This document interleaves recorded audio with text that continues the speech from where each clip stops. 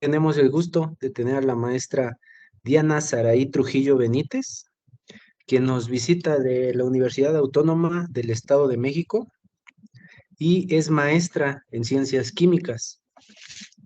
El día de hoy nos va a hablar sobre el uso de las radionanopartículas de lantánidos para el diagnóstico y terapia de cáncer. Un tema que luce muy interesante.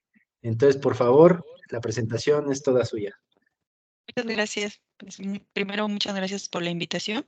Voy a hablarles un poco de lo que he estado realizando durante la maestría y que ahorita continúo en el doctorado. Estoy realizando mi doctorado y antes de comenzar, sí es importante o considero importante dar mención a nuestro líder de investigación, que en este caso es la doctora.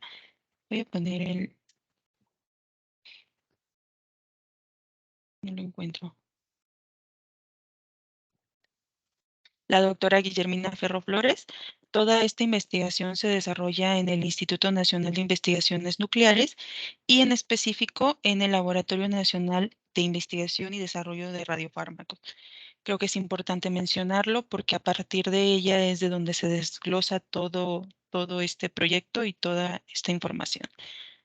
Hablando un poco de por qué es importante realizar investigación en el tratamiento y diagnóstico del cáncer, pues nos remontamos un poquito a la estadística de cómo está la incidencia y el número de muertes y la mortalidad del cáncer. Los últimos dos datos que nos brinda el Globocam por parte de la OMS nos indicaba que en el 2018 hubo 9.6 millones de muertes y 18.1 millones de nuevos casos. Ya en el 2020, que son los últimos datos que nos reporta el Globocam, tenemos un incremento donde nos muestra 9.9 millones de muertes por cáncer y una incidencia ya de 19.2 millones de nuevos casos. Esto pues nos indica que el cáncer sigue siendo un problema a nivel mundial en cuestiones de salud y pues esto nos obliga a buscar estrategias terapéuticas que pues disminuyan esas estadísticas, que disminuya la incidencia y pues lo ideal sería que disminuyera el número de muertes. Existen gran variedad de investigación en el tratamiento, el diagnóstico de cáncer. Dentro de esas estrategias terapéuticas pues tenemos las más comunes que son las estrategias farmacológicas, que es el uso de quimioterapia cuando se logra detectar a tiempo y todavía puede haber una intervención quirúrgica, pues también se hace esta intervención quirúrgica. Tenemos el uso de radiación con la radioterapia para también el tratamiento de cáncer. Y ahorita ya tenemos un poco lo más nuevo son los tratamientos moleculares que van ya dirigidos a las células tumorales y de eso es de lo que les voy a hablar un poquito más adelante.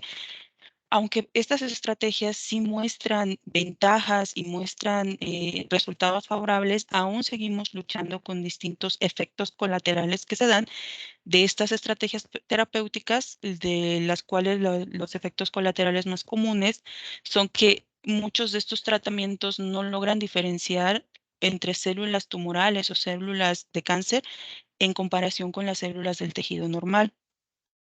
En el caso de las estrategias farmacológicas, las mismas células tumorales generan resistencia a esos medicamentos, a esos fármacos, y esto hace que ya los tratamientos no sean adecuados o no tengan un beneficio en los pacientes. Y el último, pues son los polimorfismos genéticos que hacen que sea inherente a cada ser humano el cómo va a responder a los diferentes tratamientos. Y pues eso lleva a varios o a gran cantidad de grupos de investigación buscar estas alternativas que nos permitan, pues no existe la bala mágica y yo creo que estamos lejos todavía de encontrar esa bala mágica de curar el cáncer, ¿no?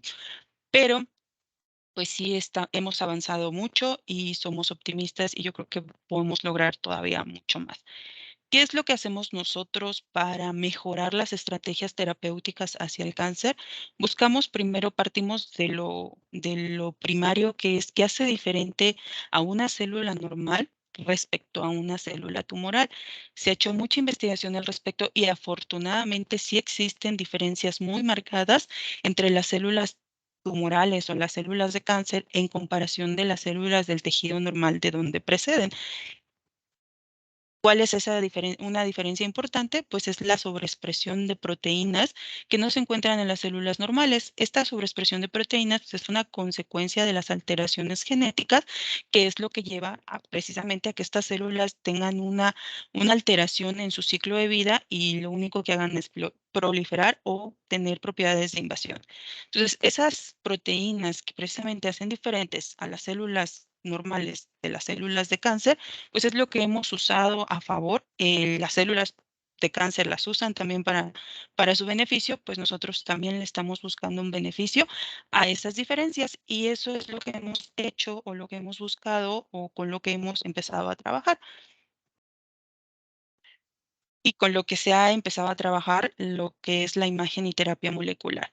¿Qué es lo que hacen en la imagen y terapia molecular? Pues precisamente usan esas proteínas principalmente de membrana, que hacen a las células diferentes y se desarrollan moléculas o sistemas que interaccionen con esas proteínas, usando como referente los sustratos naturales. Vemos cómo son los sustratos naturales y a partir de ahí nosotros empezamos a desarrollar o quienes se dediquen a hacer este tipo de investigación comienzan a desarrollar moléculas similares para favorecer la interacción con estos blancos moleculares. Esto pues nos permite tener la posibilidad de colocarle aquí un agente que lo podamos detectar, un agente que emita alguna frecuencia de radiación electromagnética o cambie las alteraciones que cambie el campo magnético y entonces podamos detectar dónde se den esos cambios y poder tener o obtener imágenes de dónde se está acumulando nuestro sistema. Y eso pues nos da como resultado de que ahí tenemos la sobreexpresión de esa proteína. Entonces ya es una interacción molecular, por eso se le llama el generar imágenes moleculares. En el caso de la terapia molecular es la misma base. La diferencia es que en lugar de buscar obtener una imagen, lo que le colocamos aquí a nuestro sistema es un agente terapéutico, ya sea una molécula farmacológica o algo que dañe o cure hacia donde vamos a enfocar nuestro sistema. En el caso de la terapia e imagen enfocada hacia el tratamiento y diagnóstico del cáncer, pues lo que hacemos principalmente es colocar aquí un átomo radiactivo que nos permita ver o detectarlo por las emisiones de energía que genera y eso pues nos permite obtener la imagen o el que la misma radiación genere el daño a las células tumorales localizadas y pues eso nos ayude a disminuir el crecimiento tumoral o dañar las células de cáncer. Dentro de este enfoque, pues se han desarrollado en este laboratorio en el ANIDER se ha hecho el desarrollo de diferentes radiofármacos, son radiofármacos de tercera generación, así les llamamos, porque estos radiofármacos pues ya tienen reconocimiento molecular. La estructura, ya poniéndolo en estructura química, aquí les pongo el ejemplo de un radiofármaco que se desarrolló ahí en el ANIDER, que es el 177 lutecio dota Pesma. Este radiofármaco tiene su molécula de reconocimiento específico que va enfocada hacia interaccionar con su blanco molecular. Siempre solemos usar un enlazador que nos permite ligar la molécula de reconocimiento específico con un agente quelante bifuncional, que estas moléculas son moléculas de coordinación que nos permiten unir o que cualquier átomo o cualquier átomo, en este caso la mayoría son metálicos, es que les llamamos radionúclidos porque es el átomo radiactivo, se pueda coordinar con la molécula y lo pueda llevar en toda la estructura química. En este caso, el átomo que usamos, el átomo radioactivo es el lutecio 177. El lutecio 177 tiene la particularidad de emitir partículas beta y también rayos gamma, lo que nos permite detectarlo por las emisiones de los rayos gamma y su efecto terapéutico es por el daño que genera con las emisiones de las partículas beta. Otro agente quelante bifuncional es este que tenemos aquí, este le llamamos EDA, este es un agente quelante bifuncional que funciona muy bien con el tecnesio 99 metaestable. Este tecnesio 99 metaestable es un radionúclido que solamente tiene la particularidad de emitir radiación gamma, entonces es muy bueno, nos ayuda mucho para la generación de imágenes, para todas las cuestiones diagnósticas a partir de este diseño de radiofármacos de interacción molecular, pues nos permite la detección de distintos tipos de alteraciones. Los radiofármacos nosotros les damos 3 enfoques, ya les he mencionado un poco.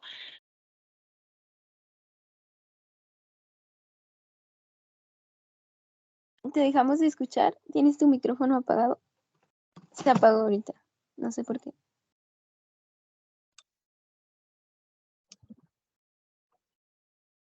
Es correcto, No, seguimos sin escucharla.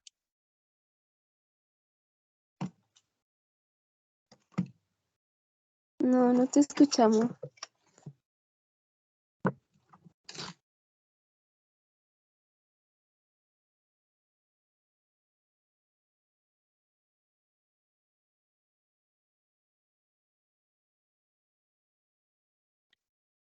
¿Ya me escuchan? Sí, Sí, ya. ya. Se cerró mi micrófono. Bueno, voy a volver a compartir. Por favor.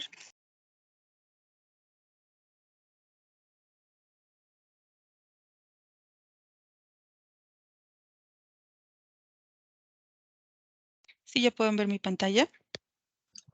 Sí, Ok, espero no. Sí, te vemos y te dimos.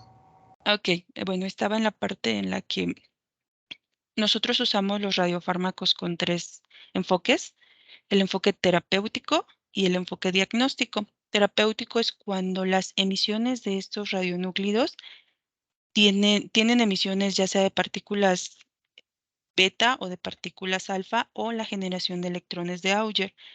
Le damos las emisiones de los radionúclidos, ya son o positrones, partículas beta positivos, o la emisión con la materia y la traspasan prácticamente. Entonces nos es muy útil para poder detectar esas emisiones y poder detectar el origen de donde se están generando.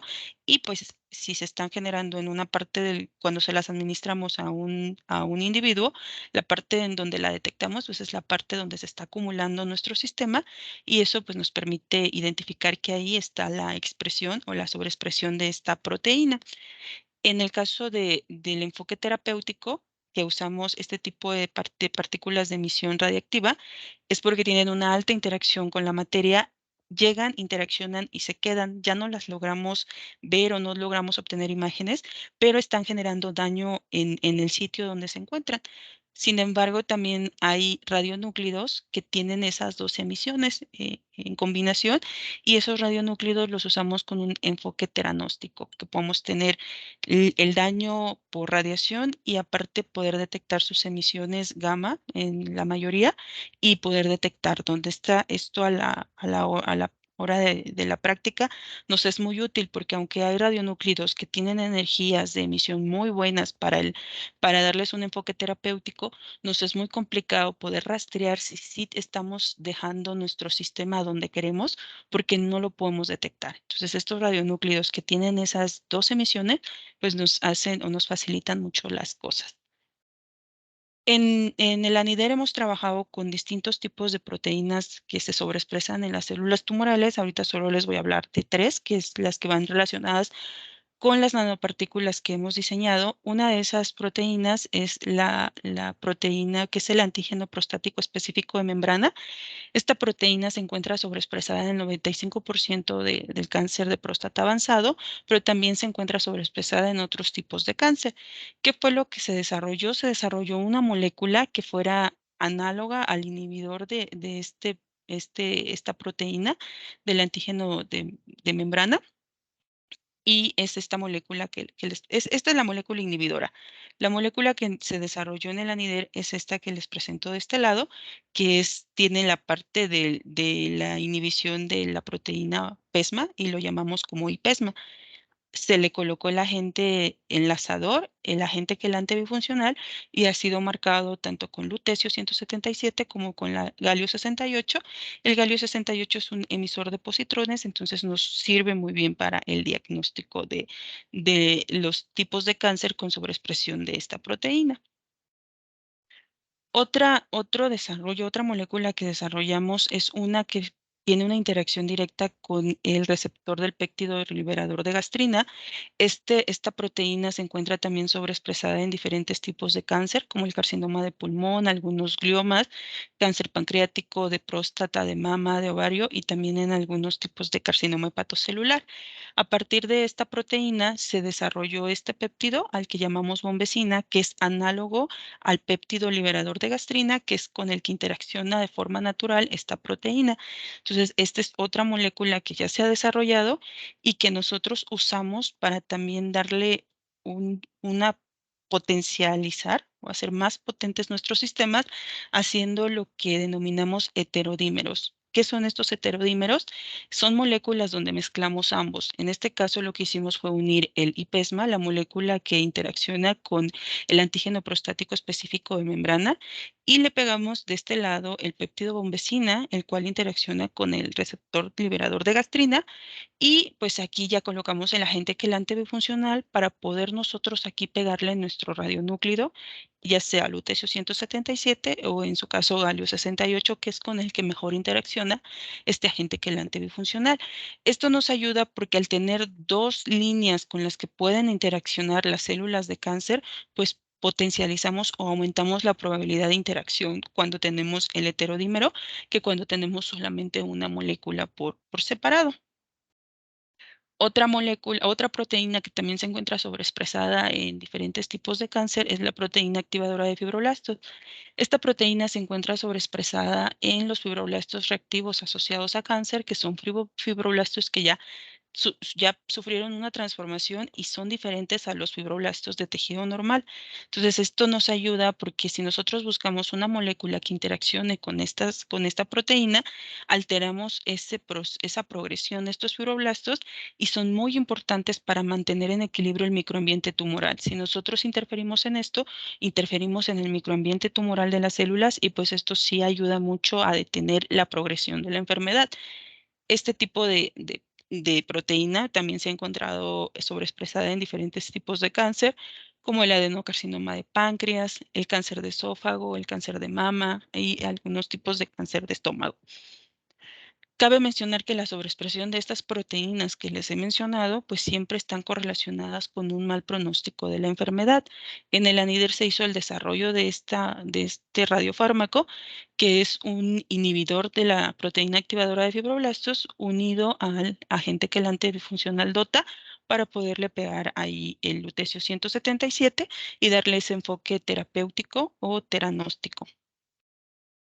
Ahora sí, ya entrando un poco a cómo usamos la nanotecnología en el tratamiento y diagnóstico del cáncer, el uso de la nanotecnología tiene muchísimos enfoques, ¿no? En este caso particular del cáncer, aprovechamos un fenómeno que lo denominamos EPR, que es el fenómeno de permeabilidad y retención aumentada.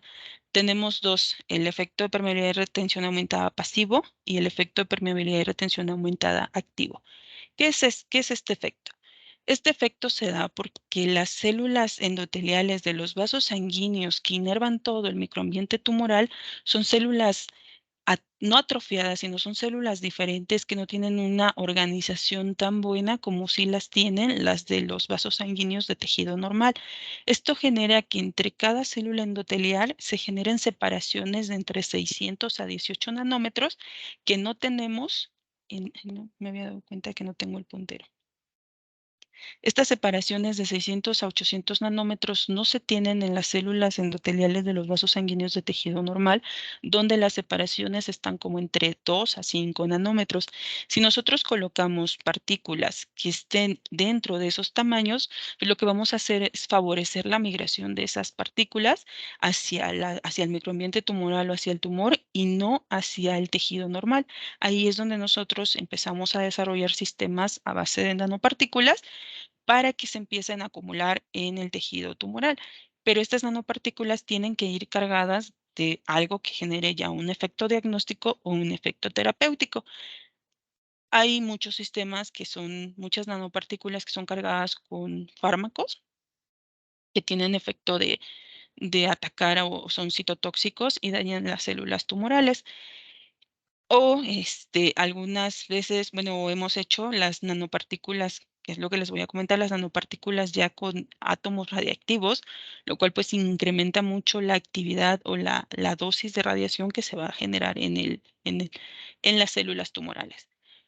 Pero la parte importante aquí es que a estas nanopartículas podemos incrementar su acumulación en el microambiente tumoral o en el tumor per se si las funcionalizamos con moléculas de reconocimiento específico, como cuáles, como las que les acabo de mencionar, el sistema de los radiofármacos como el ipesma-bombecina, el ipesma solito o el IFAP, la molécula inhibidora de la proteína activadora de fibroblastos. Si nosotros en lugar de mandarlo solito con su radionúclido, una molécula por radionúclido, lo que hacemos es pegárselas a las nanopartículas, pues lo que vamos a tener es muchas moléculas de reconocimiento específico que llevan jalando a toda la nanopartícula y potencializamos ambas cosas, el reconocimiento específico y el efecto de permeabilidad y retención aumentada. A esto es a lo que nosotros le llamamos EPR activo. Tener las moléculas de reconocimiento específico que jalen, que junto con la migración de las nanopartículas, pues permitan la interacción molecular con las proteínas sobreexpresadas en las células y eso haga que se aumente la interacción o incluso se genere la internalización se favorezca la internalización de las partículas de forma de interacción selectiva, de interacción molecular.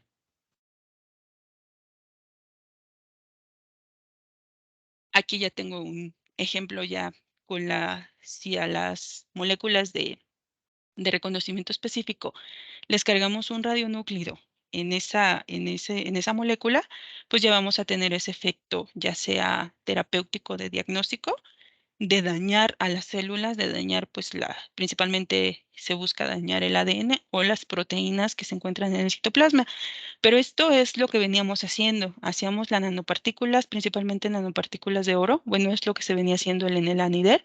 Y estas nanopartículas de oro eran cargadas con esos péptidos y cada péptido pues con su radionúclido. El avance que se hizo fue hacer el cambio.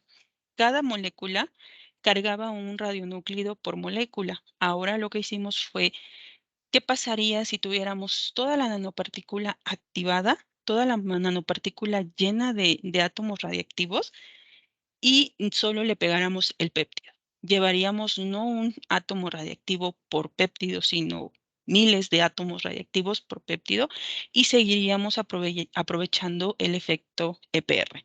Esa fue la hipótesis con la que se partió. Y al momento pues se tienen estos tres sistemas que son los que nos han dado mejores resultados, que es el desarrollo de nanopartículas de óxido de disprocio. El óxido de disprocio fue activado a disprocio 166.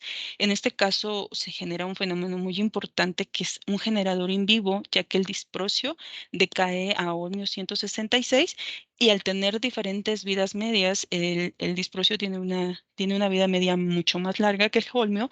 El disprocio sigue decayendo de forma paulatina y sigue generando holmio a través del tiempo, aunque su vida media sea relativamente corta. Esto nos permite tener en el organismo pues esa generación paulatina de radiación que hace que de forma paulatina y controlada se siga generando daño a las células o al entorno en donde esté la nanopartícula, sin comprometer los tejidos sanos.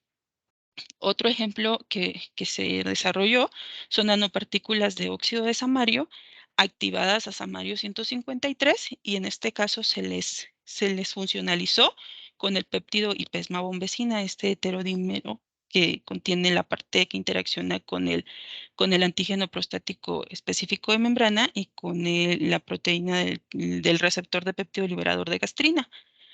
Y en el lado del óxido de lutecio también se desarrollaron nanopartículas de óxido de lutecio activadas a lutecio 177 y estas fueron funcionalizadas igual que las de disprocio con el péptido, estas, perdón, fueron funcionalizadas también con el péptido Heineck-Ipesma o el Ipesma y también ya se está evaluando con el inhibidor de la proteína activadora de fibroblastos, el IFAP. ¿Por qué es posible que nosotros podamos desarrollar este tipo de nanopartículas activadas a sus radionúclidos, a sus radioisótopos? Porque la particularidad es que este tipo de activaciones se da a partir de sus isótopos naturales. En el caso del samario 153 lo podemos activar a el samario 153 lo podemos activar a partir del samario 152. El lutecio 177 lo podemos activar a partir del lutecio 176 y el disprosio 166 lo podemos activar a partir del disprosio 164. Esta activación requiere bajas energías y es a partir de bombardeo de neutrones y es posible realizarlo en el reactor Trigamar que se tiene en el Instituto Nacional de Investigaciones Nucleares, y esto pues nos permitió tener estas radionanopartículas. ¿Por qué evaluar los 3 radionúclidos, no? Esa sería una pregunta interesante, y es porque tienen distintas características. Los 3 tienen emisión de partículas beta menos y los 3 tienen emisiones de rayos gamma y tienen diferentes vida medias. Aunque se podría decir que buscamos una buena emisión beta para que haya un daño fuerte, tenemos que buscar un equilibrio de que no sea tanto que pueda comprometer los tejidos sanos o que pueda comprometer al paciente o a la persona en donde se busca administrar estos tipos de sistemas.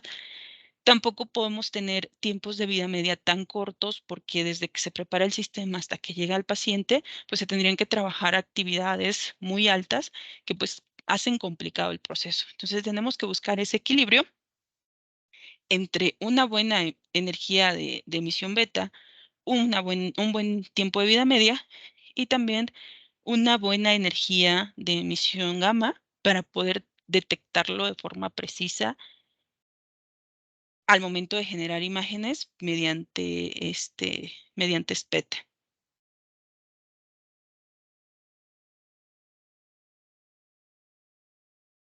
¿Cómo se realizó la síntesis de estas nanopartículas? El proceso de síntesis fue por precipitación-calcinación, donde lo que usamos fue el óxido del lantánido. Lo diluimos el lantánido más 3 a su forma iónica con ácido clorhídrico. Después formamos el hidróxido utilizando hidróxido de sodio, y ya cuando teníamos el hidróxido lo lavamos muy bien, lo secamos y luego colocamos a calcinación a 900 y 600 grados. Una vez que ya teníamos nuestro polvo, hicimos 2 partes, la evaluación en frío y lo que nosotros denominamos evaluación caliente, que es donde ya mandamos a activar esas nanopartículas. Entonces, hicimos la evaluación en frío, donde tomamos nanopartículas ya que venían del proceso de calcinación y las colocamos en solución de citrato de sodio 1 molar como agente estabilizante, y ahí colocamos el péptido con el que las funcionalizamos. También lo hicimos ya con las nanopartículas activadas, el mismo proceso, solo que aquí con condiciones de protección y seguridad radiológica. Y igual usamos el citrato de sodio 1 milimolar como agente estabilizante. Las metimos a sonicación y filtración. Hicimos los lavados para quitar el péptido excedente y pues evaluamos tanto las nanopartículas funcionalizadas en frío como las nanopartículas funcionalizadas radiactivas o en caliente, como les solemos llamar. Pues aquí ya les presento cómo se ven nuestras nanopartículas. Estas son las nanopartículas de samario, estas son las nanopartículas de lutecio y estas son las nanopartículas de disprosio. En promedio tuvimos nanopartículas de entre 20 a 80 nanómetros y pues bueno, dentro de los tamaños que necesitamos, pues fueron tamaños que sí nos funcionan. Hicimos caracterización físico-química, donde hicimos la evaluación de los cambios en los espectros de infrarrojo.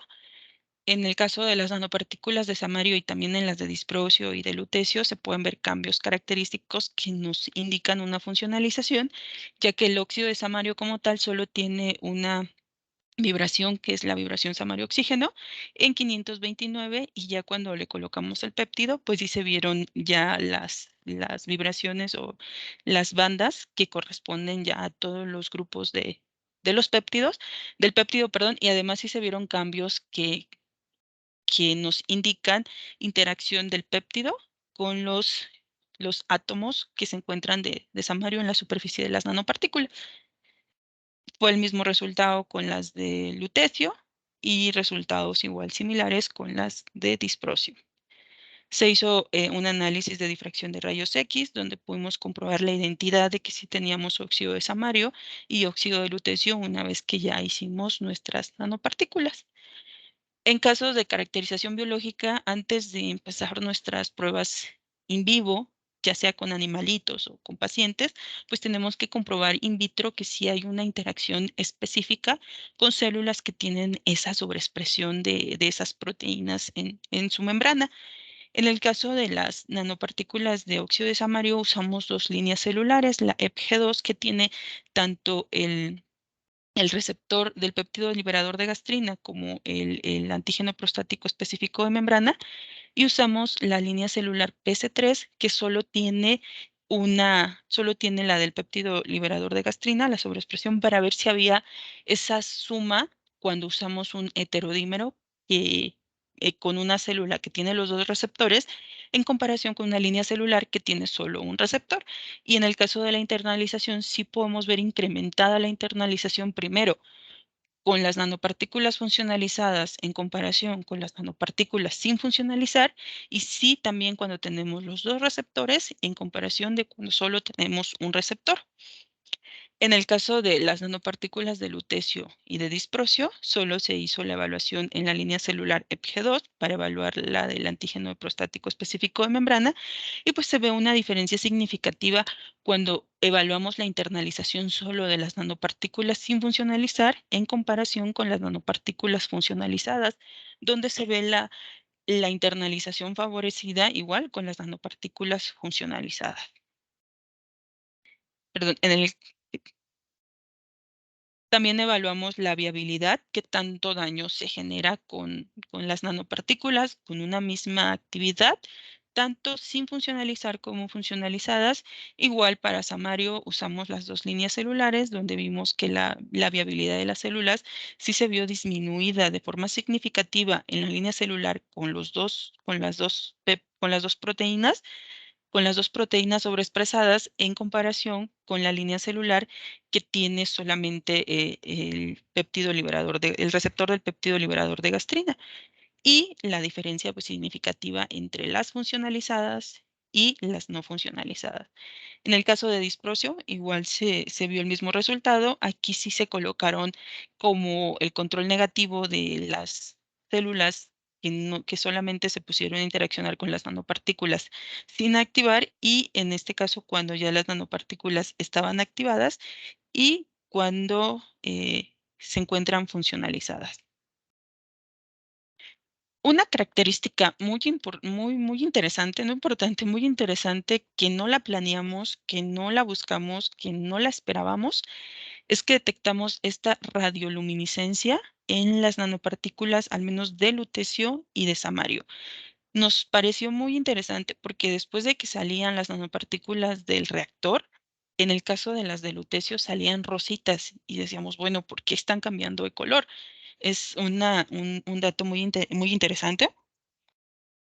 Tenemos un equipo de generación de imagen óptica donde medimos si estaban generando este efecto de luminiscencia, y en efecto sí estaban presentando luminiscencia, y medimos cómo se daba ese efecto ahí en las diferentes longitudes de onda, donde encontramos que la mayor longitud o el mayor porcentaje de fotones era en longitudes de onda, en el caso de lutecio, entre 600 y 650. Bueno, en 615 realmente. Entonces, nos pareció muy interesante este efecto de radioluminiscencia, le llamamos radioluminiscencia porque no teníamos ninguna fuente que estuviera incidiendo para generar esta luminiscencia, sino más bien las energías que se estaban generando, la emisión de rayos gamma que estaban generando estos lutecios activados, estaban haciendo esa autoluminiscencia, y por ende, pues le llamamos radioluminiscencia. No hemos estudiado cuáles son los cambios que se dan en los orbitales moleculares, en los orbitales de cada átomo de lutecio, pero pues el efecto está ahí. Se vio ese cambio, se detectó esta radioluminiscencia, y a nosotros nos es muy favorable porque se encuentra dentro de la ventana biológica que nos permite pues poder obtener imagen aparte de por SPECT por la detección de emisión de fotón único. También lo podemos obtener mediante imagen óptica al detectar estas longitudes de onda en un detector de esas longitudes de onda, que son las imágenes que tenemos aquí, donde usamos un generador de imagen óptica y donde podemos ver que, en efecto, una vez que le administramos el sistema a los ratoncitos, pues podemos ver que a los 2 minutos se encuentra distribuido en todo el cuerpo. A las 2 horas ya empieza a localizar, y ya a las 24 horas pues tenemos en su mayoría todo el sistema acumulado en hígado. Lo mismo pasó con el samario, solo que en el samario no fue un cambio de color evidente, porque el mayor número de fotones se están generando de la radioluminiscencia, más o menos a 758 nanómetros, que ya está más cerca del infrarrojo, pero igual nos permite obtener esa imagen óptica de nuestro sistema una vez que se lo administramos a los ratoncitos. Este tipo de nanopartículas ya fueron evaluadas en un paciente que tenía metástasis en hígado de cáncer de colon avanzado. Siempre hacemos la evaluación con un sistema de referencia. En este caso usamos el FDG con Flowers 18, que esta técnica pues, se usa mediante la emisión de positrones. Hicimos la evaluación con la molécula solita, donde usamos el IPESMA, y lo marcamos con tecnesio 99 metastable para detectar las gamas del tecnesio, y también lo hicimos evaluando el sistema de las nanopartículas de óxido de lutecio funcionalizadas con el péptido IPESMA. Y podemos ver que las imágenes son muy similares, lo cual nos comprueba esta parte teórica de que si hay una interacción o si hay una acumulación en las zonas donde hay sobreexpresión de esta proteína, y además por este efecto EPR. Se hizo la evaluación de la dosis en todas las lesiones que se tenían en el hígado del paciente, y las dosis que se obtuvieron pues son estas dosis en Grays, que pues no tenemos que las dosis terapéuticas son de 70 a 100 Grays aproximadamente. Entonces sí estábamos generando dosis terapéuticas en ese paciente con la cantidad de nanopartículas que se le administraron. De este lado se hizo la determinación de la dosis en cada órgano para ver que pues no estuviera teniendo un daño general, o que las nanopartículas pues no estuvieran en todo el sistema, y que a dosis que permiten tener un efecto terapéutico en el tumor, pues no se genere un daño a los demás tejidos. Podemos ver que los órganos que tienen mayor dosis o que absorben mayor dosis, en este caso es el hígado y también el pulmón. Entonces uno podría decir, bueno, se están yendo a pulmón y se están quedando en el hígado, que es donde pues el paciente tenía estas lesiones tumorales. Y a partir de eso, pues nosotros quisimos evaluar, bueno, en el ANIDER estuvieron evaluando qué estaba pasando, porque se iba a pulmón también, y no lo habíamos visto esto en nuestros estudios biocinéticos en ratoncitos. Y bueno, se detectó, se hizo el estudio de qué pasa en el hígado y en los pulmones, y se identificó que las nanopartículas interaccionan o son fagocitadas por los macrófagos del sistema retículo endotelial, y por eso suele verse mayormente acumuladas, o sabemos que todos los sistemas coloidales de forma natural tienden a acumularse mucho en hígado, en el sistema retículo endotelial, y pues principalmente en los macrófagos tanto del hígado, principalmente del hígado.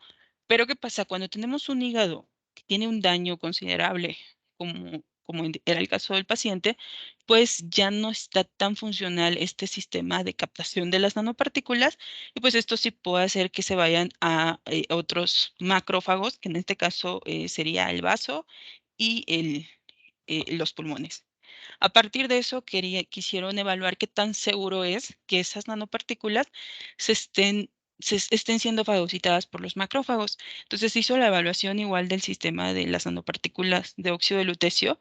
En este caso lo hicimos con las nanopartículas funcionalizadas con IPESMA y con IFAP, para ver si sí había sí interaccionaban primero con los macrófagos y también se usaron la línea celular ACT116, que son de células de cáncer de colon, y se vio que sí, en efecto, la viabilidad en comparación con un control que no tuvo tratamiento disminuye en los macrófagos, pero a las, a los 2 días, no, a las 120 horas, perdón, se, se, se observa esa recuperación de la población de los macrófagos.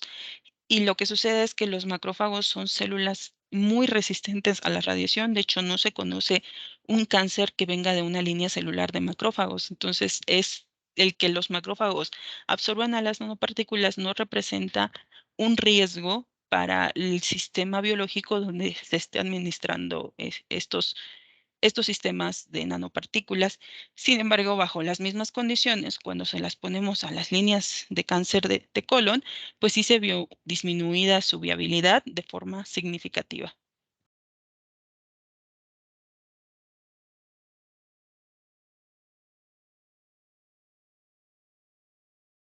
Ay, ya no avanza. Uy. Pues bueno, ya no quiero avanzar, pero en forma general, esa es toda mi plática y pues muchas gracias.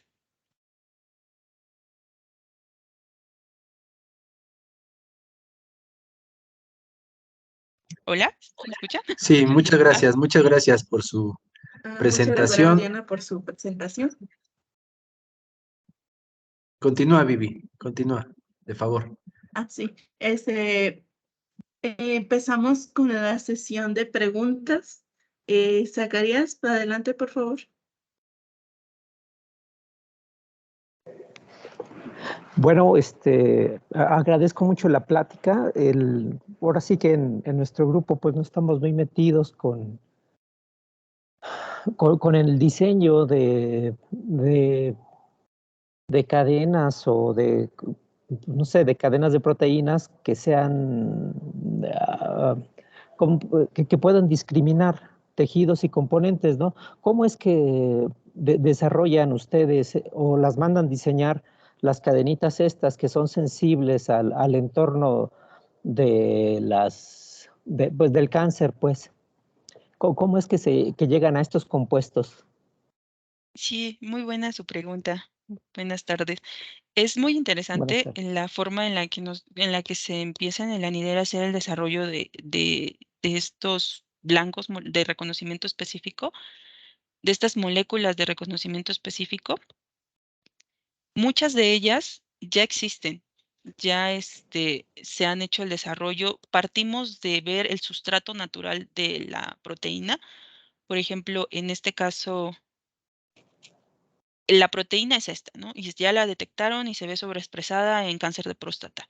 Ven que su sustrato natural tiene esta estructura química. Son sustratos que andan en el sistema biológico, no se diseñaron, la naturaleza los tiene, las proteínas interaccionan con este sustrato y lo que hacemos o lo que se hace en el ANIDE es buscar cómo integrarle todo lo demás para ya tener el radiofármaco o hacerle ligeras modificaciones. Otro ejemplo es el inhibidor de la proteína activadora de fibroblastos, esta de aquí, que se tenían muchos grupos de investigación que diseñaban y que vieron que cuando se hacía esta estructura química, que es muy similar a la prolina, que es donde esta es una serinproteasa y es donde corta a todas las proteínas, donde va cortando los péptidos con los que interacciona, un grupo de investigación dijo, bueno, entonces, ¿qué tal si hago una pirrolidina? Ya son como grupos de investigación muy enfocados al desarrollo de fármacos y le pongo un ácido bórico porque me forma o me podría hacer que interaccione con el sitio activo y con los residuos de aminoácidos que tiene ese sitio activo. Lo hacen, ver en qué tanto interacciona y a partir de ahí van haciendo modificaciones. Dicen, ¿qué pasa si le pongo un aminoácido glicina aquí?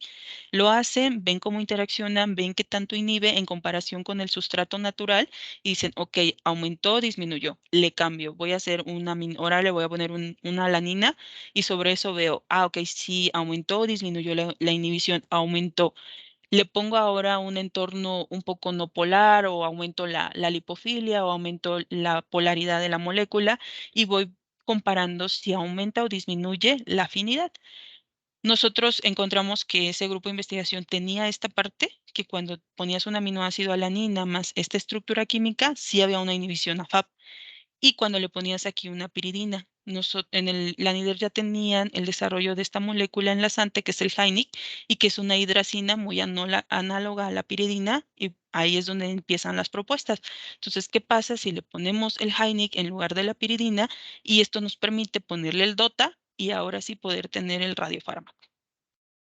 Hacemos, antes de mandarlo ya a la parte práctica, hemos hecho también análisis in sílico, nos movemos ahorita solo con dockings moleculares y si eso nos da resultados favorables, entonces ya realizamos nosotros la síntesis o en péptidos más grandes se manda se solicita la síntesis, pero ya se manda la molécula diseñada, ya nada más nos hacen favor de desarrollar la síntesis.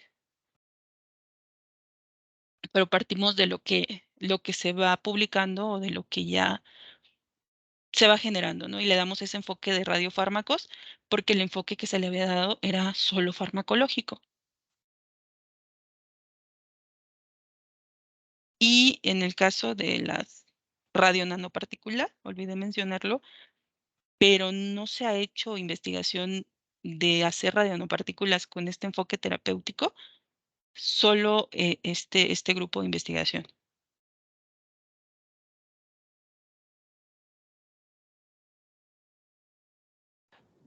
Muchas gracias, muy buena explicación. La presentas de una manera que hasta siento como que entendí algo, porque el tema está bien complejo y es así como que la primera aproximación que tomo en el tema. Ya nada más, una de lo último que me queda de duda en este momento, así la duda más gorda es ¿cómo determinan la cantidad de material radioactivo que sea, que sea eficaz? Porque bueno, ya, o sea, modelar una particulita pues es una cosa, pero ya un aglomerado como lo están poniendo la nanopartícula, ya hablamos de muchos, ¿no? ¿Qué tantos son? Sí, ¿Y sí. cómo lo cuantifican? Muy buena su pregunta. Sí, hay toda una matemática detrás de qué tanta potencia tiene el reactor nuclear, qué tanto tiempo vamos a dejarla y qué tanta masa vamos a poner. Porque en el reactor nuclear nosotros ponemos la nanopartícula con su samario 152, por ejemplo. Y el reactor nuclear, a partir de la fisión de uranio, está generando neutrones y esos neutrones van a bombardear a esas nanoparticulitas. ¿Qué tanto lo pongamos ahí y qué tantos neutrones van a estar bombardeando? Van a ser el número de átomos de samario 152 que van a cambiar a samario 153.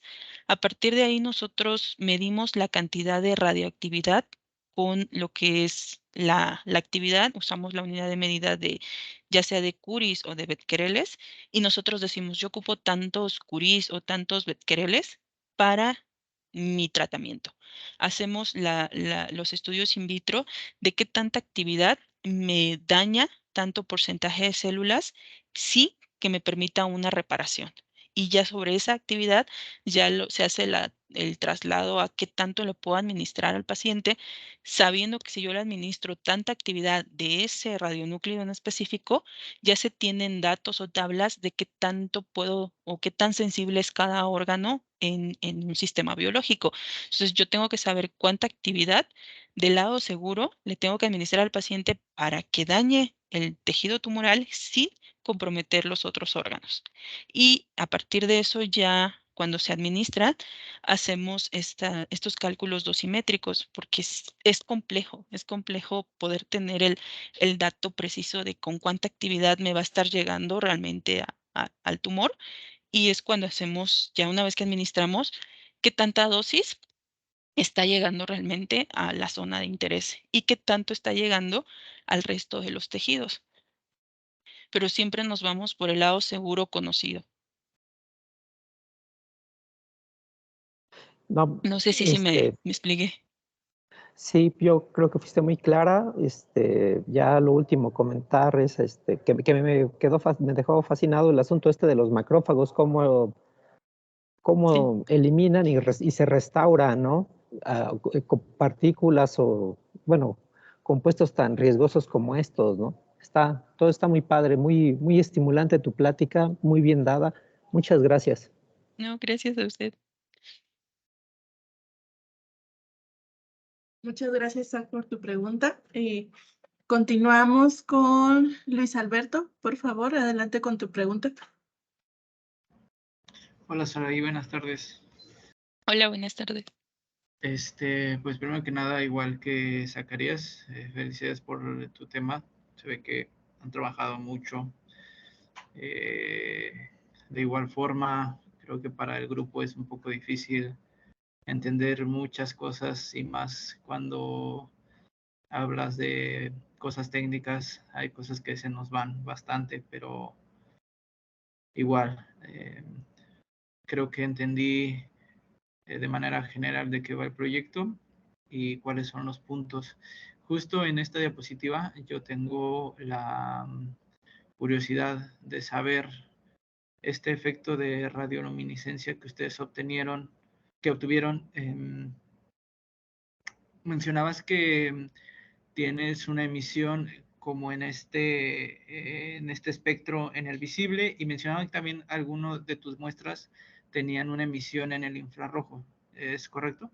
Sí, cercano allá al infrarrojo, son las de San Mario, que andamos como en 758 nanómetros, el mayor porcentaje. Ok. De las ventajas que tienes al obtener esta radioluminiscencia es que tú vas a poder darle seguimiento a tus partículas ya cuando estén dentro del organismo. ¿De acuerdo? Sí sería una buena ventaja. Lo hacemos también con la emisión gamma. De hecho, lo que detectamos solemos hacer es detectar las gamas por la emisión de fotón único. Las gamas Ajá. salen con una energía, dependiendo del radionúclido que usemos, está emitiendo esa gama, ese rayo gamma, y nosotros lo detectamos porque sale fuerte, atraviesa el organismo y es Ok. muy bueno detectarlo. Pero en este caso, pues nos resultó muy curioso el que Ok, tenemos esa era mi pregunta. esa Entonces, radioluminiscencia. típicamente, cuando no se presenta este fenómeno en las partículas, lo hacen a través de los radios gamma. Ujú. Ahora que obtuvieron esta señal, pues la aprovecharon para poder darle seguimiento a sus partículas. Exactamente. Y lo ¿Hay más alguna bueno, ventaja entre la emisión o las partículas que tienen una emisión en el visible con respecto a aquellas que tienen la emisión en el infrarrojo? si hay alguna ventaja, pues Ajá, la que sea en el ustedes, infrarrojo y que sea en el visible. sí, ustedes son los expertos en esa parte. De hecho, por Sí. eso me interesó mucho mencionarlo, porque creo que quienes nos pueden dar muchas retribuciones con este fenómeno que encontramos, pues es gente que se ha dedicado al análisis de la luminiscencia, que es precisamente ahí donde nosotros que nos enfocamos más en las cuestiones biológicas, pues nos llega a, a- nos llegamos a detener un poco. Lo que yo te podría decir que nos funciona a nosotros es que dentro ya del infrarrojo ya no tenemos tantas interferencias con la Ujú. incluso autoluminiscencia de los tejidos, y eso a nosotros nos favorece, y es lo que nosotros hemos denominado o que nos hemos informado, que es lo que se conoce como la ventana biológica, que sí nos permite usar esta luminiscencia para la obtención de imágenes. Sí, justo por ahí va mi pregunta, porque cuando mencionaste que tenías una emisión en el infrarrojo, esta longitud de onda en el infrarrojo pues es muy utilizada para aplicaciones biológicas porque atraviesa bien el medio biológico y sin causar ningún daño. Entonces, Ujú. por ahí va mi pregunta, si esta parte del infrarrojo les podía ayudar para ustedes darle un seguimiento secundario a partir de la parte gamma, la luminiscencia, ¿no? Sí, claro que sí, es muy utilizable, y de hecho es lo que buscamos, porque ayuda a darle más definición a tu imagen. Si ya Ujú. tienes la imagen que se te genera por emisión del gamma, que hay que hacerle muchas atenuaciones y muchas correcciones Sí, matemáticas para es obtener muy una fuerte, imagen, ¿no? sí, sí es muy fuerte. Entonces, ya cuando tenemos sumado la imagen por la emisión gamma más la imagen por luminiscencia, pues las definiciones de imágenes que podamos obtener, pues serían mejores. Ok, muchas gracias. Y por último, esta es una pregunta ya un poquito fuera del tema, Yo conozco aquí en el Departamento de Física personas que también han estado trabajando con el tratamiento o tratamientos para el cáncer, y llevarlo ya a una etapa de un tratamiento en humanos, creo que es súper difícil, algo que ustedes ya han logrado, y muchas felicidades por ello. Entonces, después de esto, ¿qué sigue? ¿Qué es lo que tienen que hacer ustedes para que esto ya sea un tratamiento que se pueda utilizar y que esté permitido? Porque supongo que esto nada más es la parte de experimentación, todavía no está bien definido como un tratamiento ya permitido. Sí, exacto, o sea, se desarrollan o se trabaja en conjunto con el INCAN para tener estos protocolos clínicos donde los pacientes que han participado, pues son pacientes ya en un estado muy avanzado de la enfermedad y que de forma voluntaria acceden a que se haga esta evaluación de estos sistemas, una vez que ya hemos evaluado toda la parte in vitro y que ya tenemos muy caracterizada que sí hay una interacción específica y que sí hay un efecto, ya sea terapéutico de diagnóstico. Esa nosotros le llamamos la fase 0, la fase clínica 0, porque la preclínica es todo lo que hacemos. Luego tenemos que pasar a la fase 1, fase 2 y fase 3 para que ya sea un sistema o ya se pueda comercializar como cualquier medicamento o fármaco, y en este caso como un radiofármaco. Y eso es lo que vamos a ir lo que se sigue, ya se tienen varios sistemas, por ejemplo, el sistema de Heineck y Pesma, el lutecio Heineck, el tecnecio Es con Heineck y lo que lo Pesma, compararon, ¿no? sí, que es el puro fármaco no pegado a la nanopartícula, ya se encuentra incluso en sistemas de evaluación clínica y con la patente ya generada. Entonces, se siguen los pasos, se sigue de la fase 0, fase 1, fase 2, fase 3 del aspecto clínico, que ya es empezar a hacer la experimentación con pacientes y ya teniendo datos suficientes para determinar biodistribución, para determinar farmacocinética y todos los parámetros que te piden esas fases, entonces ya lo podemos llevar a que nos den un registro sanitario, que en este caso sería en México, que nos permita la venta y comercialización de ese producto. Ah, ok, bueno. Pues de nuevo, muy interesante y muchas gracias. Resolviste bien mis dudas que tenía sobre tu plática, y muchas felicidades. Gracias. Hasta luego. Gracias, Beto, por su pregunta. Continuamos con usted, doctor Ciro, por favor. Adelante con su pregunta. Hola, Saraí, Diana. Hola, hola. Oye, pues sí, me uno a las felicitaciones de tu buena presentación del resto de los compañeros.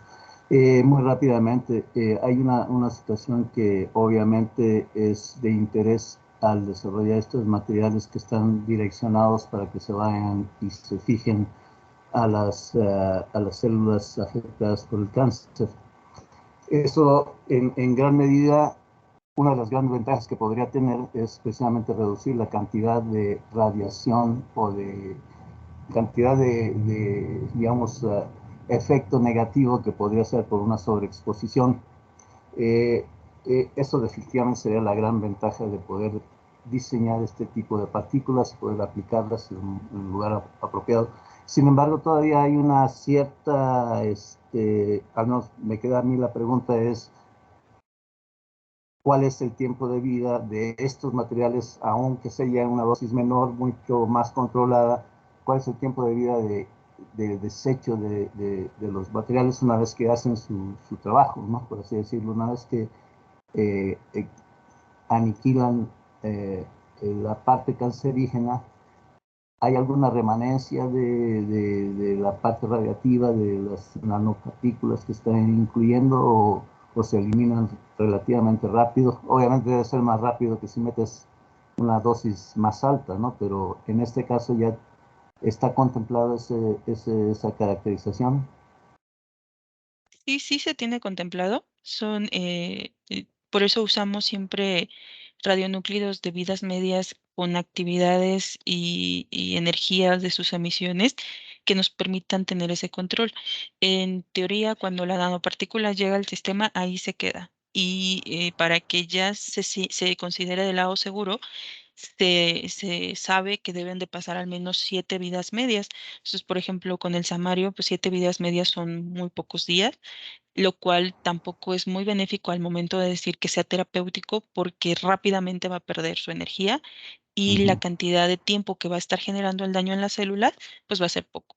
Buscamos una energía baja con un tiempo considerado de vida media para que esté como una fuentecita dando esa energía a las células de forma Ya, paulativa y el daño se siga en cadena, se quedan ahí hasta que decaen. perfecto. Entonces, por eso el lutecio, aunque tiene energías más bajas, suele ser el que más se selecciona por su tiempo de vida media de 6.6 días, lo cual permite que a bajas cantidades de energía se quede ahí por más tiempo, dañando de forma más controlada y menos riesgosa a las células tumorales. Eso es lo que buscamos al momento de elegir el radionúclido que va a ser el que va a generar este daño. Pero sí se Perfecto. quedan ahí hasta que decaen. Perfecto, no, muy bien, o sea, realmente lo que espanta cuando hablas de radiación generalmente es que sus tiempos de vida son muy altos, y entonces es bueno que haya sido considerado esto, porque a lo contrario, pues podría resultar en un efecto secundario probablemente igual o de características similares a las que está sufriendo el paciente, ¿no? Exactamente. Sí, hay radionúclidos que tienen muy buenas energías, pero sus tiempos de vida media son de 8 minutos, por ejemplo. Entonces, Ujú. no nos da tiempo de que llegue y se administre al paciente. O Ah, sí, hay unos que tienen vidas medias muy muy largas, largo. por ejemplo, no podríamos usar un cobalto 60 que tiene años de vida para una vida media, porque pues el paciente permanecería radiactivo toda su vida prácticamente. Sí, es la forma en la que se seleccionan y la ventaja es que precisamente los lantánidos suelen tener estas características que son favorables para su uso y que los podemos generar de forma sencilla con el reactor que se tiene en el INI. Magnífico. Oye, pues muchas gracias, una excelente plática y ojalá y tengamos un seguimiento a tu trabajo posterior. Claro que sí, Gracias. no de qué. Muchas gracias, doctor Ciro, por su pregunta. Ya para terminar, me gustaría hacer una pregunta que a lo mejor es poco menos técnica, pero ¿cómo es, por ejemplo, hacer esas síntesis en caliente? O sea, ¿qué tan complicado es trabajar? Yo entiendo que hay pues, protección y blindaje y todo eso, pero ¿cómo es la experiencia de trabajar con este tipo de materiales? Es con mucho cuidado. Tenemos todas las herramientas para que lo hagamos del lado seguro. De hecho, toda la síntesis la hacemos en frío, ya hasta que tenemos ya el polvito es cuando lo mandamos a activar y una vez que está activado manejamos todo en celdas plomadas que nos protegen suficiente para no tener nosotros un riesgo de exposición. Además, siempre estamos con detectores, siempre tenemos detectores de pecho, tenemos detectores de mano para poder nosotros tener un seguimiento de que no tuvimos una exposición importante o de riesgo al trabajar con este tipo de materiales. Es sumamente cuidadoso. De hecho, hay un comentario que siempre se hace de para trabajar con radiofármacos o con materiales radiactivos, te tienes que sentar a comer un plato de mole con tamales en una mesa con un mantel blanco y con toda tu ropa blanca y tienes que comértelo sin que te haya caído una sola gotita en ningún lado. Ese es como ya estás calificado para poder trabajar con radiofármacos. Es un chiste, es una parodia, pero así de cuidadosos somos cuando trabajamos con este tipo de materiales, porque sí hay un riesgo de no tener cuidado, incluso no cualquiera puede entrar y trabajar con ellos. Hay que hacer un curso le llamamos POE, Sí, claro. de Ajá. personal ocupacionalmente expuesto, y una vez que ya te dan la constancia, te dejan trabajar con ello. No cualquiera puede llegar de cero y te capacito rápido y ya lo puedes trabajar. No, si está muy controlado cómo se hace el trabajo con material radiactivo. Y pues, la pregunta sí es importante porque creo que a veces se sobreentiende o se cree que se sobreentiende cuando sí es un punto a considerar muy importante.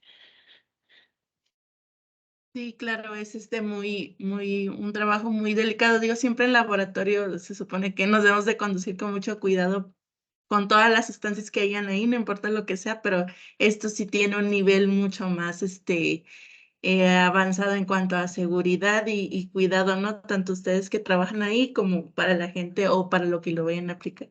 Muchas felicidades, es Exactamente. un trabajo súper completo y lo veo muy multidisciplinario, ¿no? Con la parte biológica y la parte radiológica y la química también. Felicidades y muchas gracias por haber presente en nuestro seminario. No, ¿de qué? Sí, es muy multidisciplinaria, la palabra es correcta y a veces nos falta, ¿no? Entonces también me pareció interesante compartirlo con ustedes porque creo que la parte de la síntesis de las nanopartículas, la parte de la luminiscencia, pues ustedes nos podrían retribuir bastante más en ese punto. Muchas gracias de nuevo. Con esto damos por terminado el seminario de hoy. Nos vemos la próxima semana. Muchas gracias a todos por haber asistido y de nuevo a usted, doctora, por haber presentado su tema aquí con nosotros. No, muchas gracias a ustedes por invitarme. Muchas gracias, Araí. Excelente tema, excelente explicación. Muchas gracias. Gracias. Gracias. Muy bien, muy buena presentación, un gusto. Gracias igualmente. Muchísimas gracias por su invitación. Pues aquí estaremos en los próximos seminarios también. Gracias, hasta luego. Claro que sí, la esperamos.